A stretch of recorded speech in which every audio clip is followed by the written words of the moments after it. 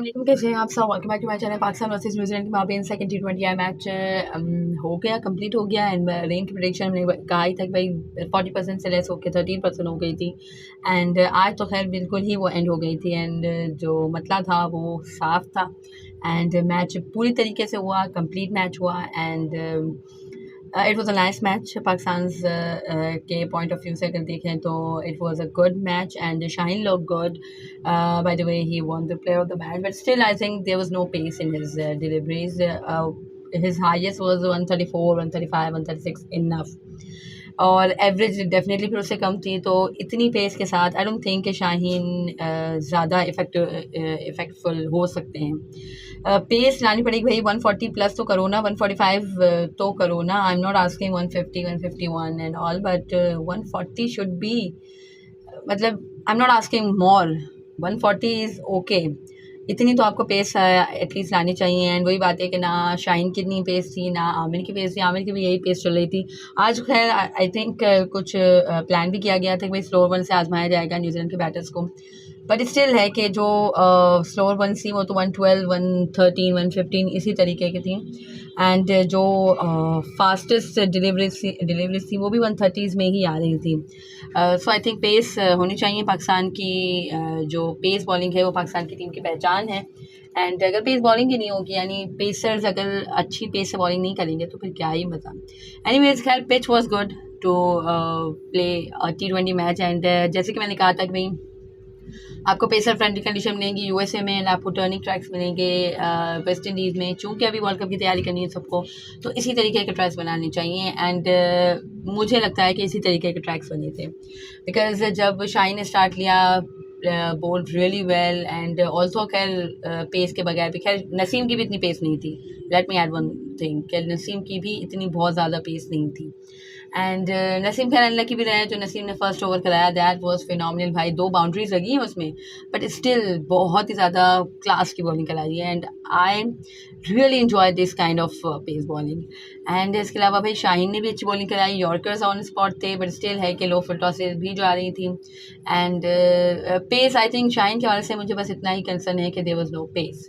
And इसके अलावा Amir bowled well. And Shadab बिन अब्रार ने भी मतलब स्टार्ट जो लिया वो इतना अच्छा नहीं था। Shadab again short balls, full toss हैं, यही करवा रहे थे।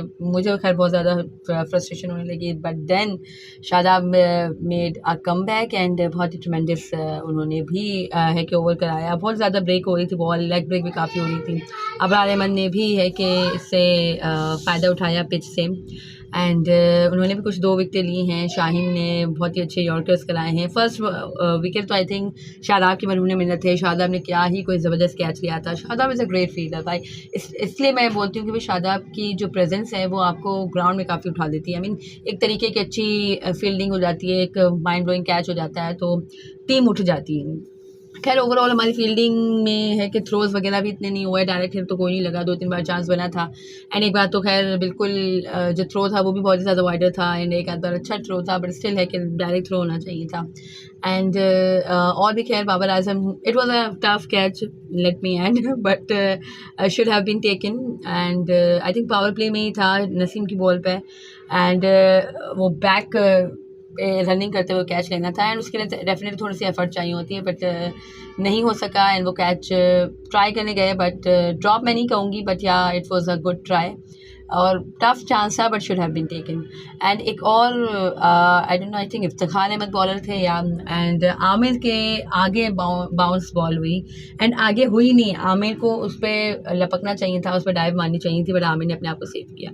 सो ये भी खैर नहीं होना चाहिए। आपको बॉल की तरफ लपकना चाहिए। Just don't, you should not है कि take care of yourself कि भाई मैं डाइव नहीं लगाऊँ या मैं ये नहीं करूँ, मैं वो नहीं करूँ। आई थिंक आमिर भी अगर उधर फुल लेंथ जो है आगे की डाइव लगाते तो कैच ले सकते थे। एंड उससे ज़्यादा जल्दी है कि कहानी से मट सकती थी। सो थोड़ी सी खैर फील्डिंग में फ्लॉस थे, बट वही बात है कि इंडिविजुअल फील्डर्स की वजह से काफ़ी ज़्यादा अच्छा रहा पाकिस्तान को। एंड बॉलिंग डेफिनेटली अच्छी हुई है। एंड उसमें पिच का भी कमाल था। And the pitch was good as I said. भाई इसी तरीके की पिचेस होनी चाहिए तो है कि अपने आप को प्रिपेयर करने के लिए। एंड बैटिंग की अगर बात करें पाकिस्तान की टीम की, तो भाई Saim Ayub was little bit unlucky. एक अच्छा बाउंड्री लगाई, उसके बाद है कि ज़रा मिस जज किया बॉल को, एंड है कि कॉटन बॉल हो गए अपनी आई थिंक सेकेंड या थर्ड डिलीवरी पे ही वो कॉटन बॉल हो गए। इसके बाद Babar Azam was looking good, Babar and Rizwan again power play में फर्स्ट ओवर में ही, आई थिंक फर्स्ट ओवर में ही साथ थे। एंड वही बात है कि बाबर एंड रिजवान की जो ओपनिंग पैर है उसको हटा के बहुत ज़्यादा पैर्स ट्राई करने की हम कोशिश करते हैं, लेकिन वही होता है हमेशा all the time Babar and Rizwan power play में ही साथ होते हैं, चाहे बाबर वन डाउन पे खेलें चाहे रिजवान वन डाउन पे खेलें। And Babar was looking good as I said, but वो भी खैर ज़्यादा एक्सीलेट करना चाह रहे थे। खैर पाकिस्तान ने अच्छा रन रेट मेंटेन किया हुआ था, पाकिस्तान ने कुछ 12.1 ओवर या 11.1 ओवर में का टारगेट अचीव कर लिया है, 92 रन का टारगेट। सो अच्छी बात है। खैर 12.1 ओवर्स में यहाँ पाकिस्तान ने अचीव किया है 3 विकेटें गवा के, जिसमें बाबर आजम की हम बात कर रहे थे कि भाई वो भी थोड़ा सा एक्सीलरेट करना चाह रहे थे, बट वो भी है कि मिस जज किया उन्होंने, एंड बॉल शार्प टर्न हुई एंड वो स्टंप आउट हो गए। इसके बाद उस्मान खान भी इंप्रेस करने में नाकाम रहे। अच्छा खासा प्लेटफॉर्म सेट था भाई, आप थोड़े से अच्छे शॉट्स खेल सकते थे, अपनी जगह पक्की कर सकते थे, कोई प्रेशर भी नहीं था आप पे, सो आप कर सकते थे, बट वो भी खैर फेल हो गए। सो आई थिंक उस्मान खान हो गए या और हमारे जो साइम अयूब हो गए, भाई इंटरनेशनल लेवल पे परफॉर्म करना पड़ेगा, वरना लोग यही बोलेंगे कि ये तो लीग का प्लेयर है। एंड उस्मान खान भी खैर एक अच्छा टैलेंट है, एंड साइम अयूब को तो डेफिनेटली करना चाहिए, is a great talent indeed. And overall as I said कि भाई अच्छा मैच हुआ, पाकिस्तान के पॉइंट ऑफ व्यू से बहुत अच्छा था, बट अगेन मैं कहूँगी कि भाई थोड़े से मज़ीद पाकिस्तान है कि इसमें एक्सपेरिमेंट कर सकता है। क्यों नसीम एंड शाहीन को आप खिला रहे हो भाई, क्यों अब ये मैच हो गया, अब नसीम शाहीन को मिल भी गया प्लेयर ऑफ द मैच, अब है कि शाहीन को रेस्ट दे दो, खुदा ना रेस्ट दे दो, अभी आप दूसरे अपने बॉलर को आजमाओ। आमिर को आप खिला सकते हो, चलो उसको मैच प्रैक्टिस चाहिए, एंड इसके बाद आप वसीम जूनियर को खिला सकते हो, और भी आप लेके गए हो जमान खान वगैरह, इन सबको खिलाओ भाई, जमान की थोड़ी पेस भी है। वही बात है कि पूरी आपने है ना बॉलिंग तो आपने स्ट्रेंथ कर लिया, एंड यहाँ पे खैर अगर टर्निंग ट्रैक था थोड़ा, तो आपको इमाद को भी डाल देना चाहिए था यार, वाई नॉट 2 पेसर और 3 स्पिनर्स के साथ भी आप जा सकते थे, वरना खैर अबरार से ज़्यादा आई थिंक इमाद डिजर्व करता था, बिकॉज इमाद के साथ आपको लो ऑर्डर थोड़ा बैटिंग का भी चांस मिल जाता है।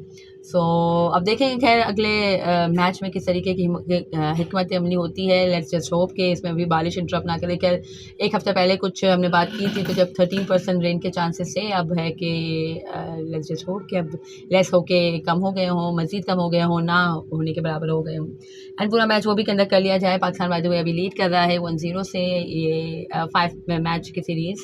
सो लेट्स सी क्या होता है आगे, और पाकिस्तान को अगेन मैं कहूँगी कि भाई डिफरेंट कॉम्बिनेशंस ट्राई करने चाहिए, एंड बैटिंग में भी करने चाहिए। बॉलिंग में तो भाई आप शाहीन नसीम को सिंपली रेस्ट ही करा दो ना, क्यों खिला रहे हो फजूल में, मतलब ये it's a low team New Zealand की, तो क्यों हम अपने हैं कि मेन पेसर्स को थका रहे हैं और मेन पेसर्स को इतना ज़्यादा बर्डन उन पर डाल रहे हैं। सो खैर मुझे तो खैर यही लगता है, और तो पाकिस्तान जीता है मैच, तो तमाम जितने भी क्रिकेट फैंस हैं सबको बहुत बहुत मुबारकबाद हो। पाकिस्तान बाय द वे जो हमारे बाबर आजम साहब हैं कैप्टन, वो जॉइंट मोस्ट है कि विक्ट्री एज कैप्टन उनकी हो गई हैं 42 आई थिंक।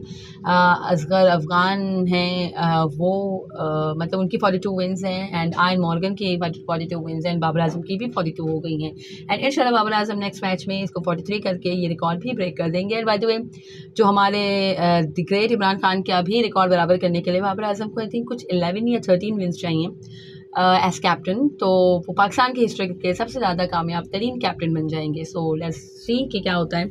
इंशाल्लाह वर्ल्ड कप में या वर्ल्ड कप से पहले ही पाकिस्तान के जो कैप्टन है बाबर आजम, वो इस माइलस्टोन को अचीव कर लेंगे। एंड इसके अलावा एक और भी माइलस्टोन की बात हो रही है, तो एक और भी बात कर लेते हैं कि भाई मोहम्मद रिजवान साहब दुनिया के फास्टेस्ट प्लेयर बन गए हैं। 79 इनिंग्स शायद उन्होंने खेली हैं, and he has completed his 3000 T20I runs, and Babar and Virat Kohli का रिकॉर्ड उन्होंने ब्रेक कर दिया है। So many congratulations to Mohammad Rizwan and Pakistan team and Pakistan fans for this milestones and these achievements. And अगर ये वीडियो आपको मेरी पसंद आई हो, इंशाल्लाह आगे भी मिलते रहेंगे हम। अगर ये वीडियो पसंद आई हो तो लाइक कर लीजिएगा, शेयर कर लीजिएगा अपनी फ्रेंड एंड फैमिली से, and do subscribe to my channel for more such content. अल्लाह हाफ़िज़।